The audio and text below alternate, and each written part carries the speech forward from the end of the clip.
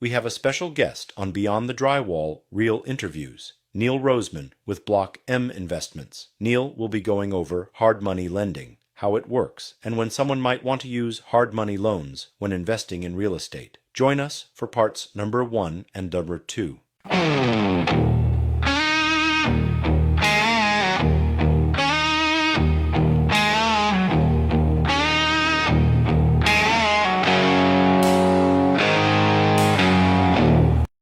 Hi, welcome to Beyond the Drywall, the place where we talk about tools, tenants, and truths in property management and construction. I'm your host, John, and today our special guest is Neil Roseman.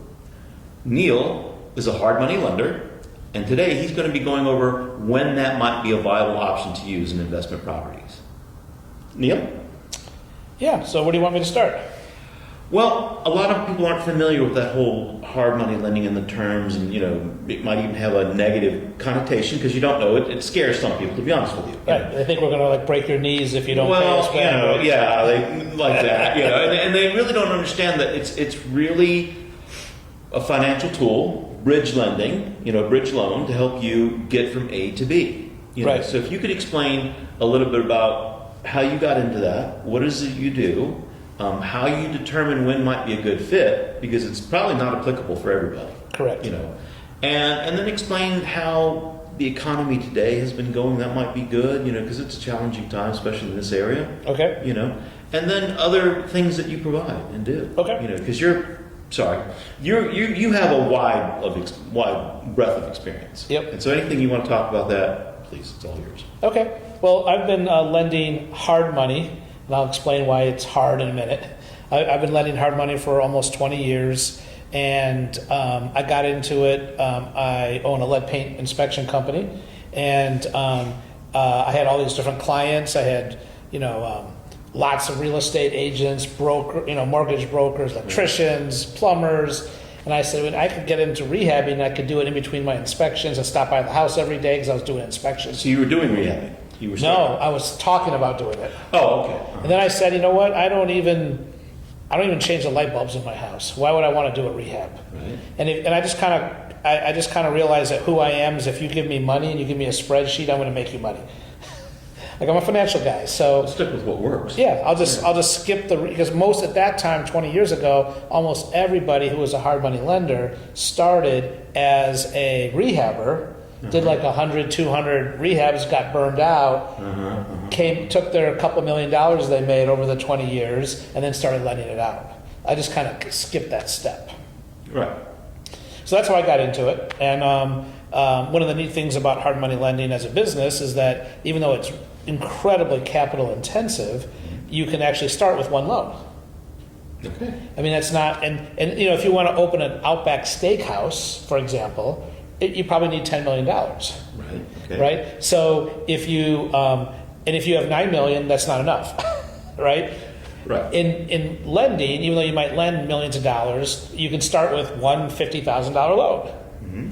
So that's kind of how we started, my partner and I at the time. And we just did one loan. We liked it. We just kept adding more and kept doing more and more and more. And here we are today. So Okay.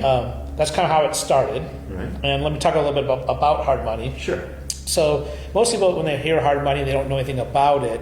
They believe it's, like going to break the kneecaps, mafia, all that kind of stuff. Right. That's not the case. We call it hard money because we lend money on the hard asset. Okay. And that's where the heart comes from. Okay. Exactly. So if you get a traditional mortgage for your house that you live in, that's considered soft money.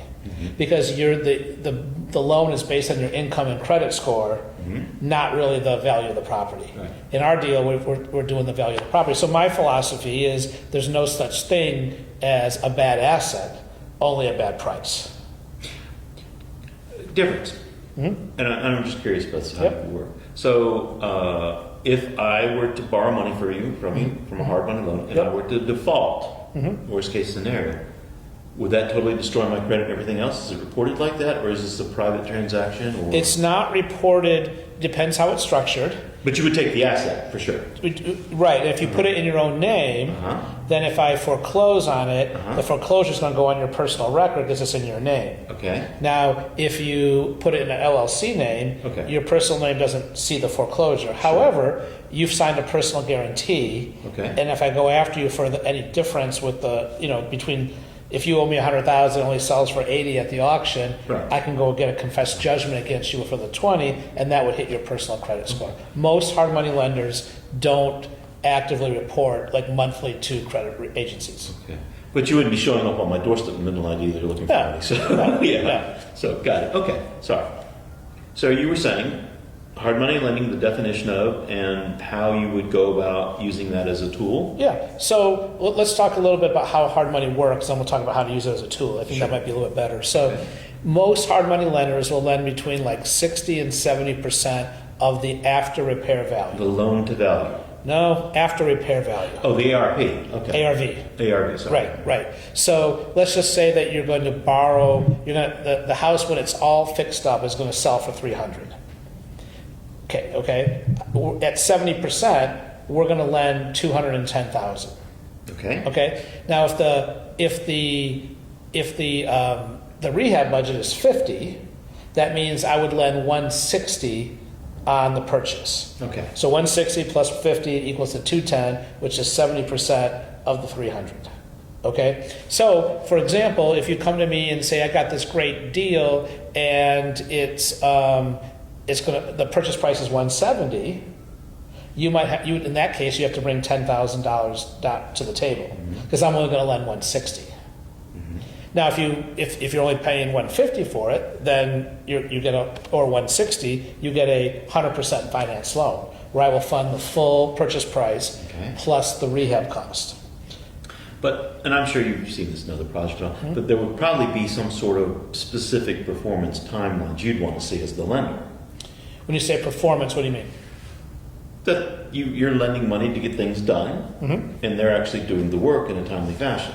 Yeah, so there's usually a balloon. Like I do 7-month loans. Okay. So you have 7 months to finish the loan. Now there are extensions available, and almost always I extend them as long as you're in good standing. Right. Okay. And I'm going to keep that $50,000 in that example in a construction draw.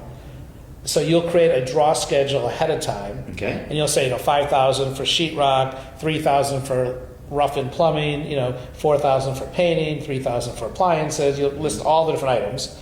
As you get the work done, I will pay it out in draws. So you might have like $5,000, $10,000 draws. But they need to show you the progress.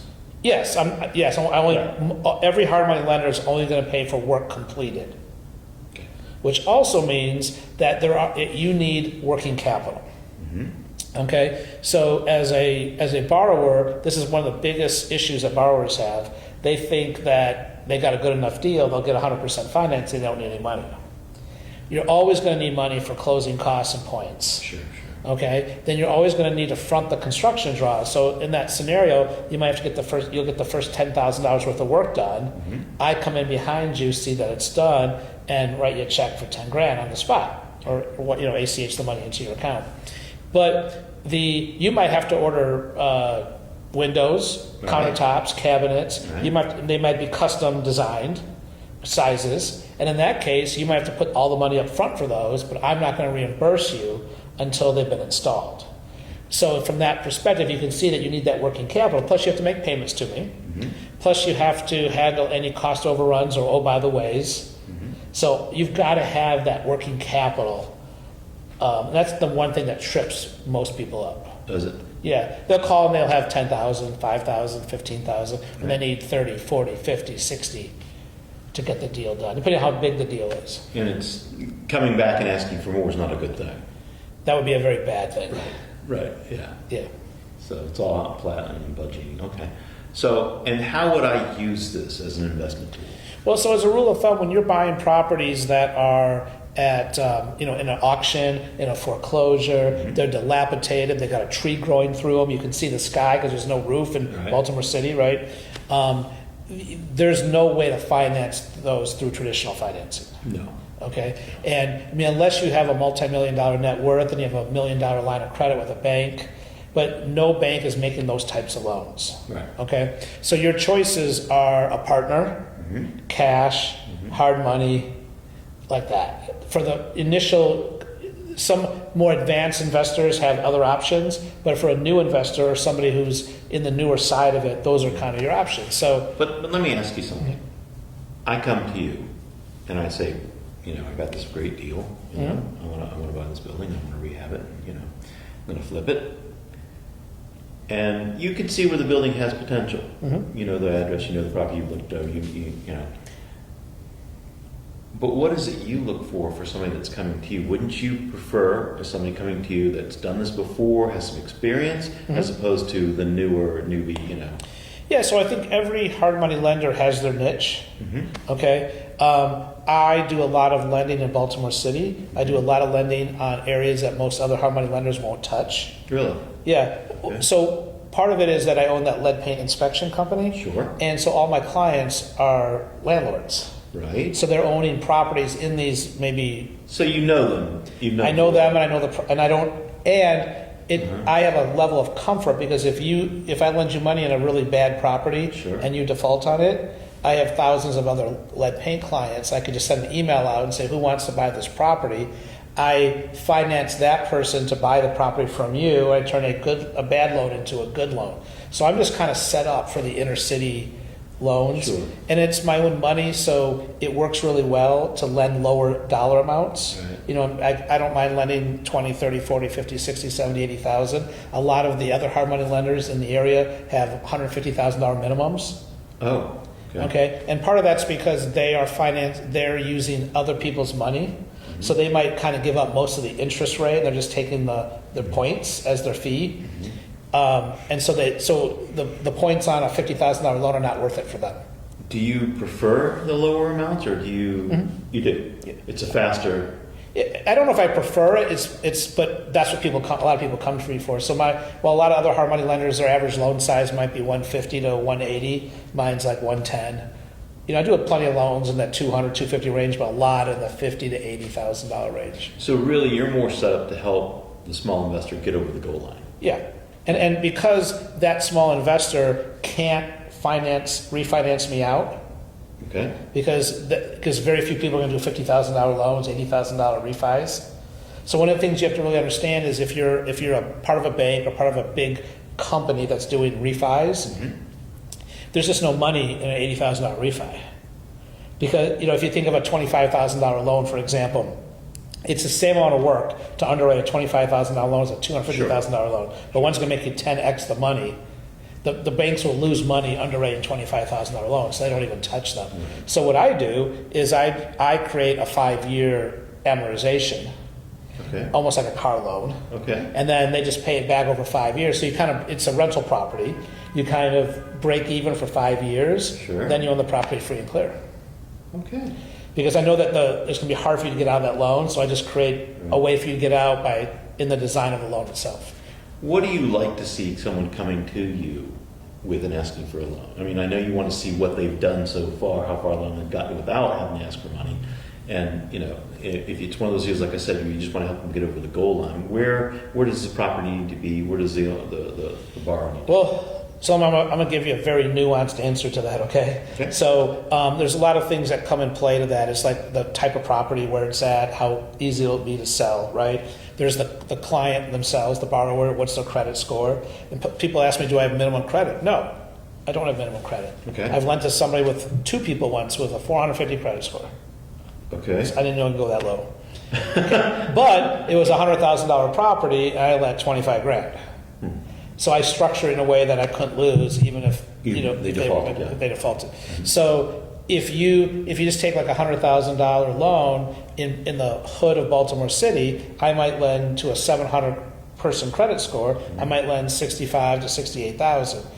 If it's going to be worth that, right? If it's somebody with a 600, it might be 60,000. Somebody with a 500, it might be 55,000. Sure. So I just kind of adjust by your credit score, the quality of are you new, are you experienced, and then where's your income coming from? So somebody that has a government job working at Social Security making $140,000 a year, I know is pretty stable. Right. Then even if things go wrong with the rehab, they can kind of make it still work under their salary. But I also have a lot of investors that are just real estate investors. They can go under pretty quickly with cash flow problems. Right. So all that's kind of a balance. So to me, it's an art. It's not a science. I don't have hard rules. It's a formulation in your head that you know what you exactly. Right. And a lot of other lenders, and I want to make sure that this is not about me, right, and about how I lend. There's a lot of the other hard money lenders have very strict, must be 680 or above, must have this, must have this. I'm like, okay, you can be below 680, but I'm going to lend you less. Understood. You know, so like I said, there's no such thing as a bad asset, only a bad price. Okay. There's almost nothing I never fund. I might not fund what you want. You might want 100, so I'll fund 50, but I'm always looking to say, here's what I will do on the deal. Mm-hmm. On average, how many people come to you a month? I probably get 3 or 4 calls a day. 3 or 4 calls a day. Calls doesn't mean they're turning. Sure, them on. no, that's what I'm Right, saying. They're right. just kind of curious, Yeah. And is that number increasing or decreasing over the last couple of years? Oh, it's Because banks are not as willing. yeah. It's the last couple of years. It's been a little bit lower, but like recently, it's really popped up in the last Really? 3 months. Yeah, The last 90 days. yeah. So you're seeing this is a sign that. When you see a slower market, people are more conservative. The other lenders are more conservative, Sure. and they're going to pass on things more in the city, in the worse areas Right. where I'm going to lend. Right. Okay. So my business picks up. I have a lot of people that need cash. So a lot of people own properties free and clear, and they can't get finance. They might own a property that's being rented for $1,400 a month. Maybe it's worth $80,000. I'm going to give them $40,000. And within 2 weeks they can have $40,000 to go buy another property or whatever they like to do. So as the economy gets a little bit worse, there's probably more need for credit, and I step in and fulfill that. So lately it's been very. So it's inversely related, is what you're saying. As things are going a little harder for other areas, people are looking for credit. On the other hand, yes. But on the other hand, I'll lend 2 years ago I might have lent 60 on that deal. Now I'm lending 45 because I'm being a little more cautious in my lending also, because we're definitely going down right now. I mean, not saying we're going down. I'm saying the pricing is going down. Okay. Pretty aggressively. Okay. And I see it. One of the neat things that I do is once you close a loan with me, I hard it on Redfin. Oh, okay. Okay, and so every time you make a change to the house, I get an email. So if you have an open house, I get an email. If you every time you lower your price, I get an email. So I wake up every morning and I can see like 4 people lower their prices. People try to sell the houses that I funded. Right. So I get a really good sense of how the market's going just by our people having to lower their prices and keep cutting their prices. And they're doing that right now. Okay, so you're seeing it's getting harder and harder. Yes. Yes. How much longer do you think it'll be this way? I don't think this is bad right now. Okay. Okay, it's just different. It's been so good for so long. Look, the last recession we had was the great financial crisis. Thanks for watching, and be sure to come back for part number 2 on Beyond the Drywall.